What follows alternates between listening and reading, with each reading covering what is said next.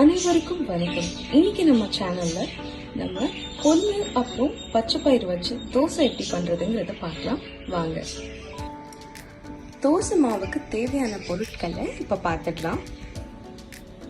1/2 cup பச்சை பயிர், 1/4 cup கொள்ளு, இது ரெண்டுத்தையுமே நான் நைட்டே தண்ணியில் ஊற வச்சுட்டேன். சின்ன வெங்காயம் கொஞ்சம், 2 மிளகாய், 4 பூண்டு பல்லு, வாசத்துக்காக கொத்தமல்லி தழைகள்.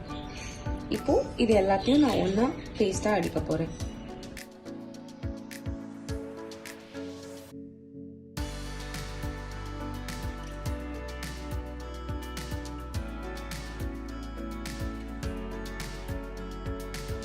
மாவு இப்போ அரைச்சு எடுத்தாச்சு.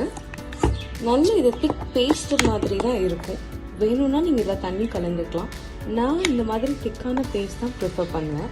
இதில் இப்போ நம்ம உப்பு சேர்க்கல. மிக்சி ஜார்லேருந்து ஒரு பாத்திரத்துக்கு மாற்றிட்டு இதில் தேவைக்கேற்ப நம்ம உப்பு சேர்த்துக்கலாம்.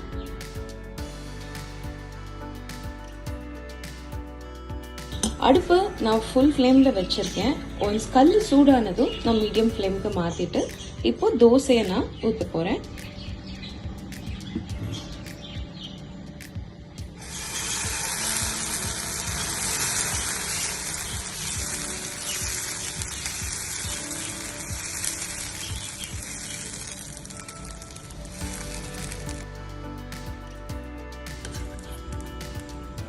கொஞ்சமா நெய் சேர்த்துக்கிறேன்.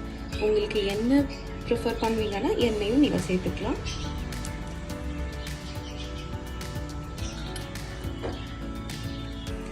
ஒரு நிமிஷம் ஆயிடுச்சு. தோசையை நான் இப்ப திருப்பி விட்டு போறேன்.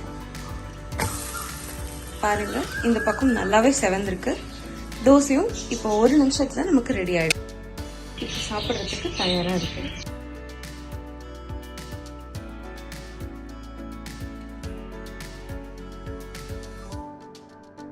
And please follow us on Instagram and Facebook as well. Thank you.